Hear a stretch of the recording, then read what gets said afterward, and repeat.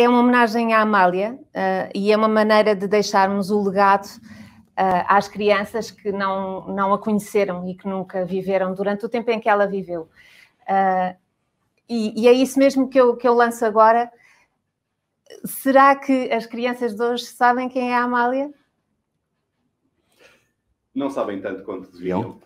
Não sabem tanto quanto podiam, e essa é uma das funções das comemorações, não é? Por um lado, queremos preservar a memória da Amália, geralmente queremos preservar as fontes e os registros sonoros e visuais que perpetuam a presença da Amália. Queremos reeditar a obra da Amália, é muito importante. Finalmente estamos a conseguir ter toda a obra da Amália em disco disponível, com gravações de estúdio, mas também com takes alternativos, com gravações ao vivo. Mas queremos também passar esta memória às crianças que não viveram ao vivo. As comemorações não podem ser uma espécie de sessão de recordações dos mais velhos que a conheceram. Temos que passar esta mensagem, porque a mensagem da Amália é viva. E é uma mensagem difícil de passar.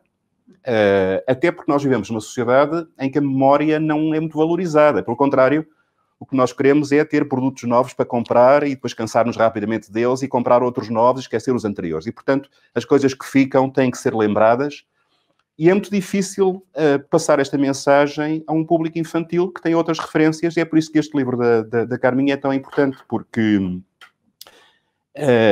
ela soube encontrar uma linguagem que é apelativa, que é acessível às crianças, que tem palavras simples, que tem uma história contada como se fosse uma história de fadas ou uma história de princesas e heroínas. As imagens do Tiago são lindíssimas e ajudam também a criar este atrativo, esta empatia. Isto é difícil. A Carmen não está a concorrer ao Prémio Camões e o Tiago não está a concorrer aos Prémios da Sociedade de Belas Artes. Estão a fazer uma coisa muito mais difícil, que é encontrar o registro certo para falar às crianças e despertar este bichinho de curiosidade para ouvir mais a Amália. Portanto, é muito importante. Eu, de tal maneira, gostei que fiz uma coisa atrevidíssima e fiz um fado para a Carminho. Que se chama Trovas para a Carminho, em verso de pé quebrado. E eu passo a ler. A Amália tinha mistérios que não se podem explicar, por mais que haja livros sérios que os prometem desvendar. E é tão pouco o que sabemos, e de saber tanta a sede, que em muitos casos vemos a tirar barro à parede. Uns dizem que era fascista, devota de Salazar, outros que era comunista clandestina a conspirar. Há quem invente, entretanto, de amores para Fernália, desde o clã Espírito Santo ao rei Humberto de Itália. Uns criticam indignados a sua voz tão beirã, e os fados novos e ousados do Valério e do Ulman. Outros, em tom virulento, invocando mil razões, censuram-lhe o atrevimento de ter cantado Camões. E há quem sinta o embaraço destes fados eruditos, com as letras a Picasso e de acordes esquisitos. Enquanto assim mergulhamos nestas teses com ardor, por vezes não nos lembramos, é de ouvir com amor. E é desse deslumbramento que nos fala este livrinho, pela pena e pelo talento do Tiago e da Carminho. São rimas sem pretensões, fluentes, bem alinhadas, que, como as ilustrações, são simples e engraçadas. Falam da Amália a contar à menina e ao menino como ela soube traçar os rumos do seu destino. Como esta voz sem igual, tão marcada pela tristeza, se tornou universal, mas ficou bem portuguesa. Como afinal nessa voz, para o bem e para o mal, encontramos todos nós o espelho de Portugal. E foi este o desafio, ainda por cima mal pago, que confrontaram com brio a Carminho e o Tiago. Fica assim, pois, editado, escrito com todo o carinho, este livro apaixonado do Tiago e da Carminho. E o menino afortunado que o leia de les a les pode dizer encantado, Amália, já sei quem és. Uau, que bonito! Fica já aqui o convite e o atrevimento de publicar esse texto como prefácio na 3ª edição. Seria ótimo, seria maravilhoso. E acabou pronto, como qualquer... eu fico tão feliz de estar aqui hoje a apresentar este livro.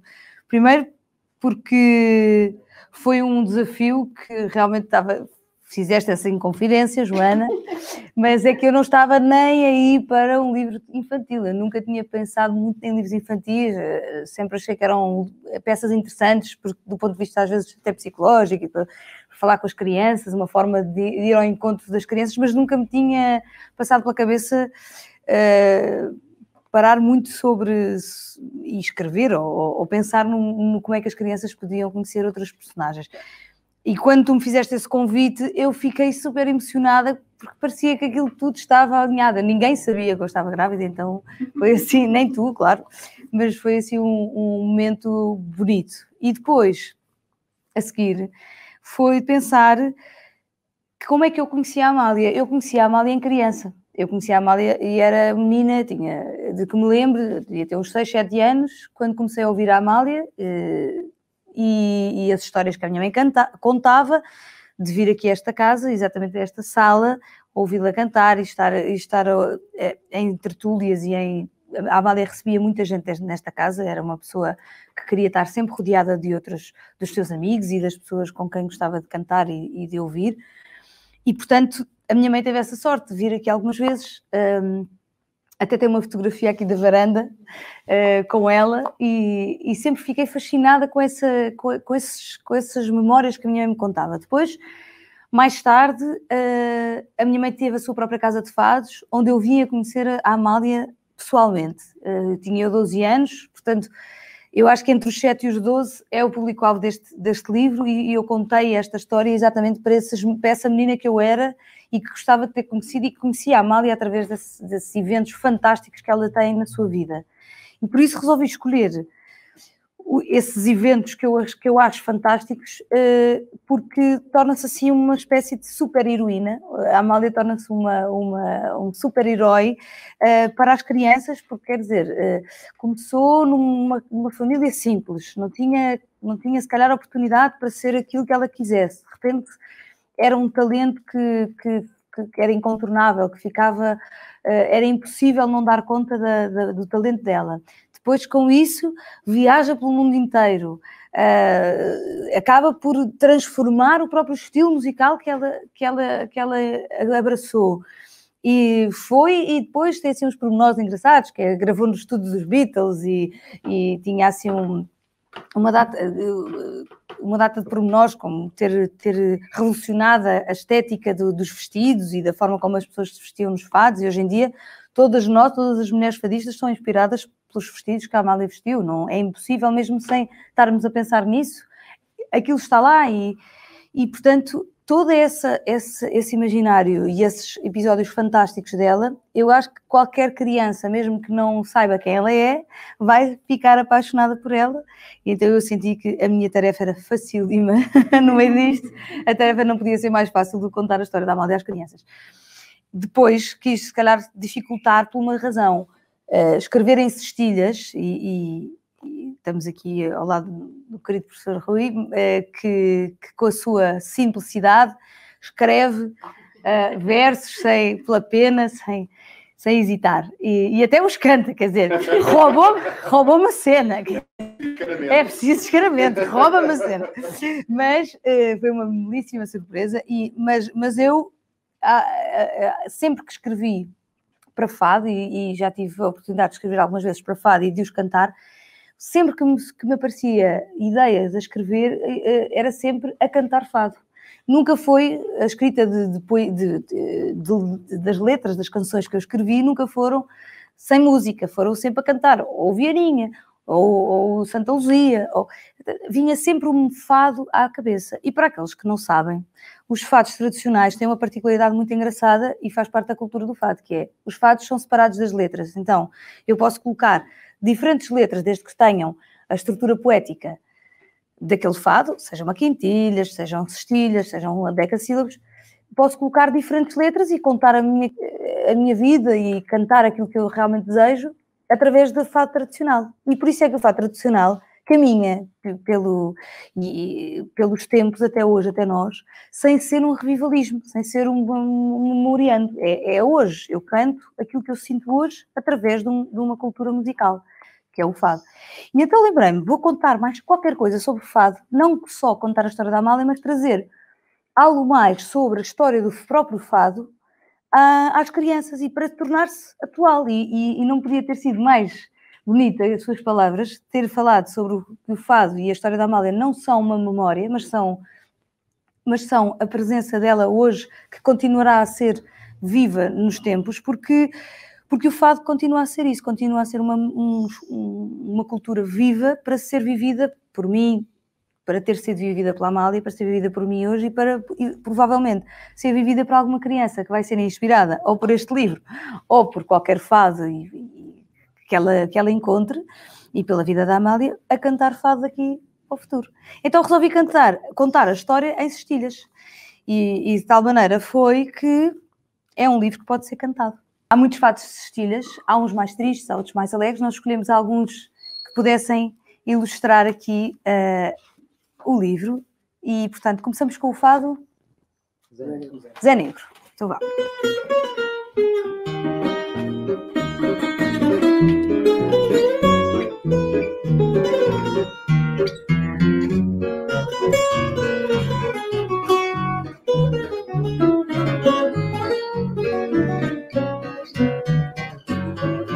Foi no tempo das cerejas que nasceu para grande orgulho esta menina encantada.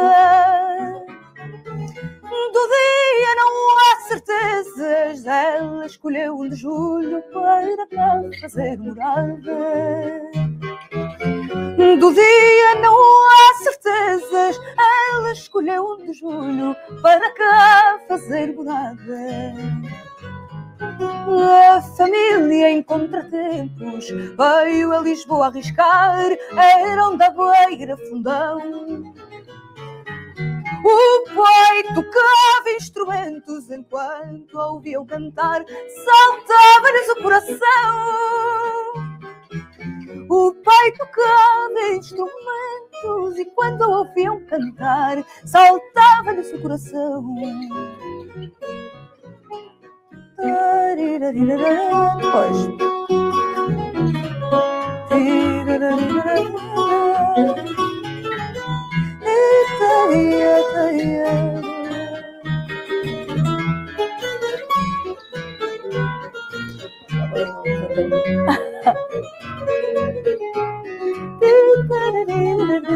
Vou contar esta. O maior fã, o avô, que gostava muito dela, pedia de quando em vez: canta, Amália, meu amor, que eu vou contar à janela. Já pararam 9 ou 10. Canta, Amália, meu amor, que eu vou contar à janela. Já pararam 9 ou 10. Já pararam 9 ou 10 para ouvir cantar, como podem ver, olha. E agora vou cantar o fado A Marcha do Maceneiro.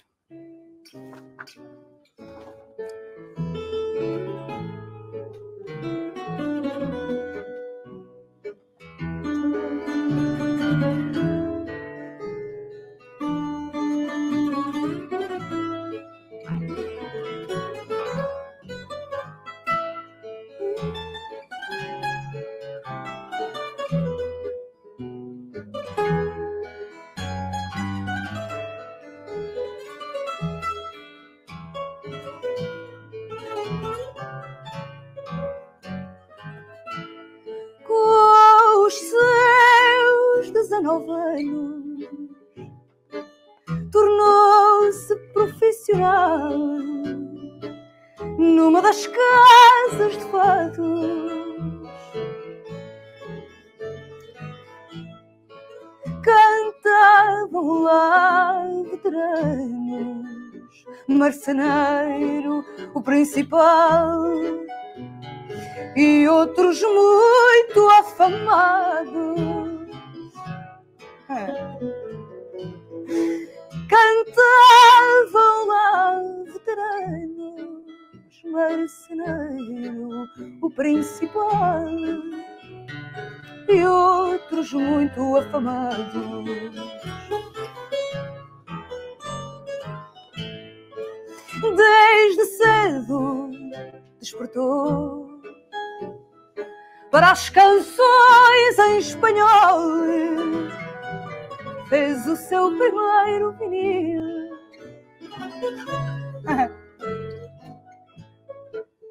Também os fados gravou como um lindo roxinol num estúdio lá no Brasil.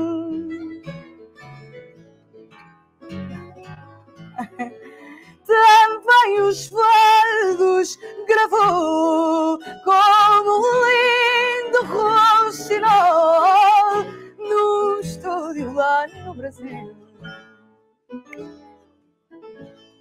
Olha que coisa mais... Muito bem. E agora vou contar esta outra parte. Ainda temos tempo? Vou contar... Põe lá a Marcha Manuel Maria? Sim. São tudo fatos de vestidas.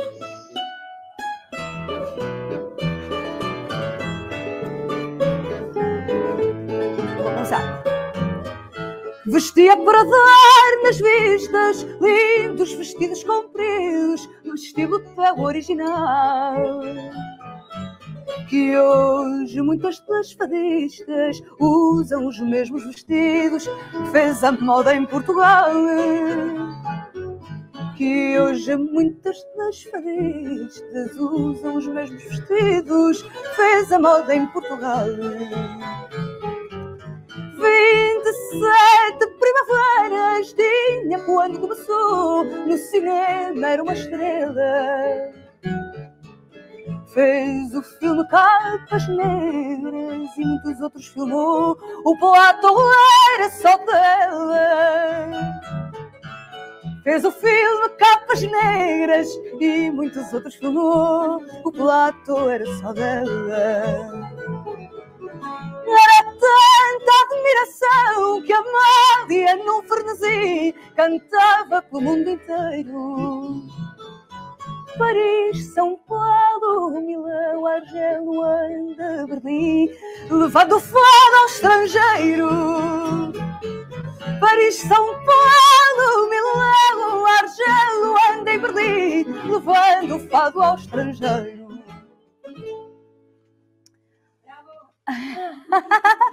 E para terminar, vamos tocar ali com uma proposta do professor Rui Vieira Neri. Vamos cantar o Triplicado para fechar. Foi um prazer, adorámos estar aqui convosco.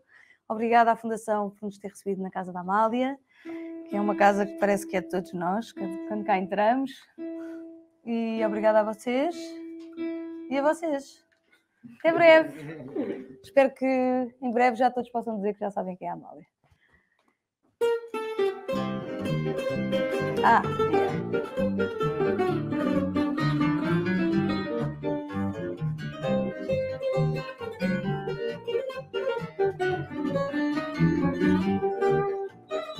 Canto versos de Camões, David, Mourão Ferreira e de Pedro Homem de Mel. Canto versos de Camões, David, Mourão Ferreira e de Pedro Homem de Mel. Ela fez novas canções, compondo à sua maneira um repertório tão belo. Ela fez novas canções, compondo à sua maneira um repertório tão belo. O mundo inteiro rendia, mesmo sem compreender o português dos seus fados. O mundo inteiro se rendia, mesmo sem compreender o português dos seus fados. Comendas que merecia Amália foi receber e prémios muito afamados. Comendas que merecia Amália foi receber e prémios muito afamados. Com ferro ao Vaticano foi João Paulo II quem então a recebeu. Com rumo ao Vaticano foi João Paulo II quem então a recebeu. Nesse mesmíssimo ano, amigos de todo mundo cantaram-lhe o jubileu. Nesse mesmíssimo ano, amigos de todo mundo cantaram-lhe o jubileu. Uma imensa imensa multidão saiu à rua e sofreu, escureceram-se os céus. Uma imensa multidão saiu à rua e sofreu, escureceram-se os céus. De lenço e flores na mão, Portugal entristeceu. Adeus, Amália, adeus. De lenço e flores na mão, Portugal entristeceu. Adeus, Amália, adeus. Mas o adeus não existe, pois a obra que deixou transformou os corações. Mas o adeus não existe, pois a obra que deixou transformou os corações. Amália vive e persiste no fado que ela cantou, que inspirará gerações.